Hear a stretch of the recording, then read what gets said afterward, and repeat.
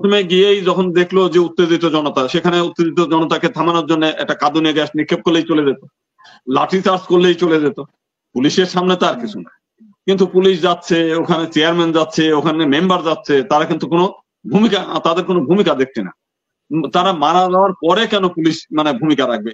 এই নিম্ন শ্রেণীর কিছু নেতা আছে যারা নিজেদেরকে এমন ভাবে সরা জ্ঞান মনে করে। আমি বিভিন্ন এলাকায় গিয়ে দেখছি যে তাদের জ্বালায় মানুষ আর দিশেহারা হয়ে যায়।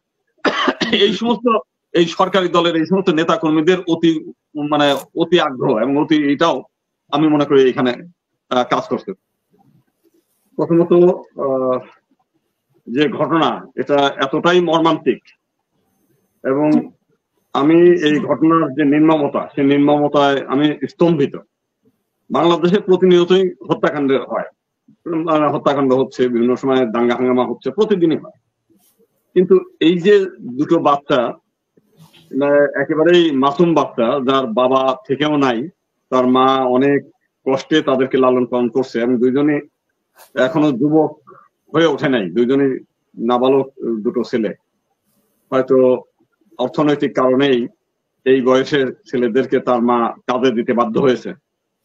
তা নাহলে আমাদের যদি বাচ্চা হতো এই বয়সে, আমরা তাদেরকে তো একটা ওই খাবারও তুলে খেতে দিতে চাই না। ঠিক এইরকম একটা বাচ্চা দুইটাকে যেভাবে পিঠ মোড়া দিয়ে, আমরা যে ছবিগুলো দেখেছি, এটা সত্য কিনা জানি না, মেহেদী হাসান ভাই হয়তো বলতে পারবেন, যে দেখলাম যে যেটা ছবি আছে সেখানে দেখলাম যে পিঠ মোড়া দিয়ে বাঁধা অবস্থায় কতটা নির্যাতন, নৃশংসভাবে নির্যাতন করে যে হত্যাকাণ্ড হয়েছে, এটি স্মরণ করলেই আতঙ্ক আসে।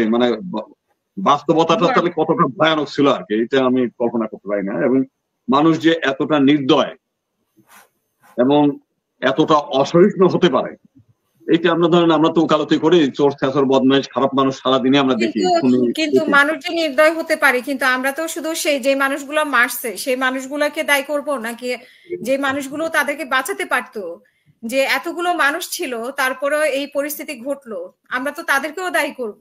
না, দায়ী তো অবশ্যই। সেখানে প্রথমে গিয়েই যখন দেখলো যে উত্তেজিত জনতা, সেখানে উত্তেজিত জনতাকে থামানোর জন্য একটা কাঁদুনে গ্যাস নিক্ষেপ করলেই চলে যেত, লাঠি চার্জ করলেই চলে যেত।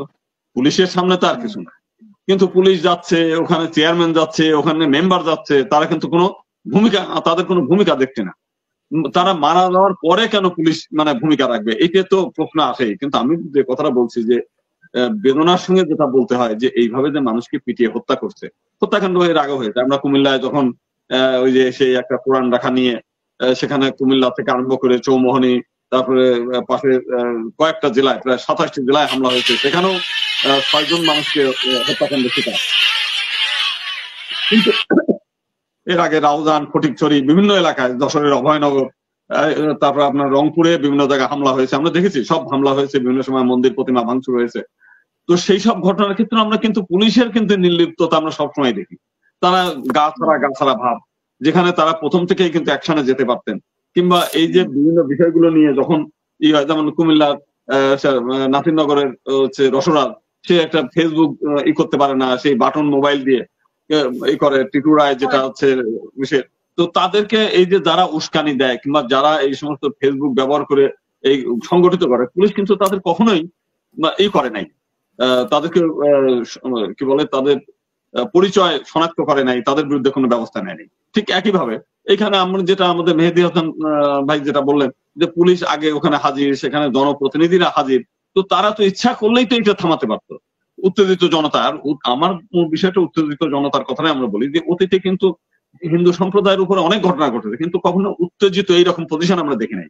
মানুষ কেন এতটা অসহিষ্ণু হচ্ছে, আমি সেই প্রশ্নটাই বলতে চাচ্ছি। যে অতীতের যে ঘটনাগুলো, সেই ঘটনাগুলো ব্যাপকভাবেই সারা দেশের মানুষের উপরে নজর কেড়েছে। পুলিশের কাছে যদি হাতে নাতে ধরিয়ে দেওয়া যায়, পুলিশ বলছে এটা পাগল, এইভাবে ছেড়ে দিয়েছে।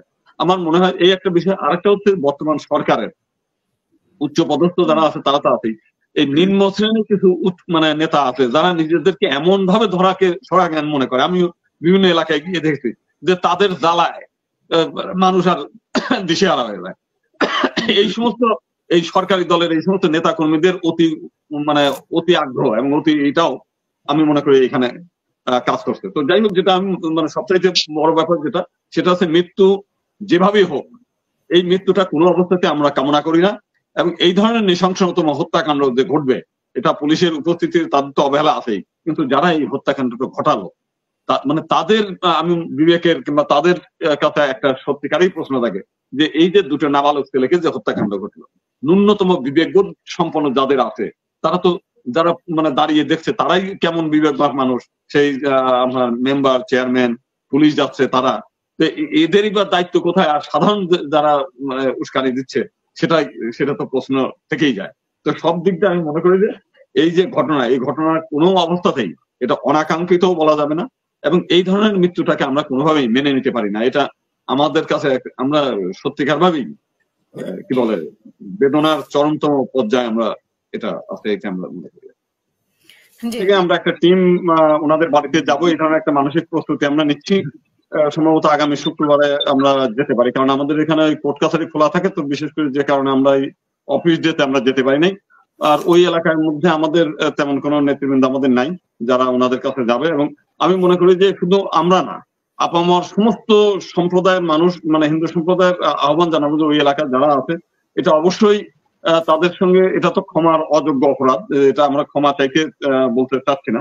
আমরা যেটা যারা অপরাধী তাদের শাস্তি হোক এটা আমরা চাই, কিন্তু আমরা অন্তত ওই মা যিনি সন্তান হারিয়েছেন তাদের কাছে অন্তত সমবেদনা করা, বা তার কাছে অন্তত মানে যারা সন্তান চলে গেছে ওটা তার ফেরত পাওয়া যাবে না, তো অন্তত মানসিক প্রশান্তির জন্য কিছুটা যতটা সাহায্য করা দরকার সেই জিনিসগুলো আমরা আহ্বান জানাবো যাতে সেই জিনিসটা মানুষ করে।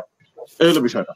আর একই সঙ্গে আপনার এখানে যেটা আমাদের ব্যারিস্টার মোহাম্মদ আবু বকর সাহেব একটু আগে মানে উনি বলে গেলেন, চলে গিয়েছেন, আমি কিন্তু তার সঙ্গে সহমত যে আজকে সরকার যদি ভূমিকা রাখতো প্রথম থেকেই, কারণ আজকাল কিন্তু বাংলাদেশের সব জায়গায় যোগাযোগ ব্যবস্থা ভালো, যে কোনো ঘটনা ঘটার সঙ্গে সঙ্গে পুলিশ গিয়ে ওইখানে একটা উচ্ছৃঙ্খল জনতাকে ছত্রভঙ্গ করা কোনো মানে বড় ধরনের কোনো ঘটনা না, যখন তখন করে ফেলতে পারে। কিন্তু আমরা প্রত্যেকটি ক্ষেত্রেই দেখেছি যে ঘটনা ঘটতে দিয়ে এরপরে গিয়ে সেখানে পুলিশে মানে এটা নিয়ে করে, এটা কিন্তু বেদনাদায়ক।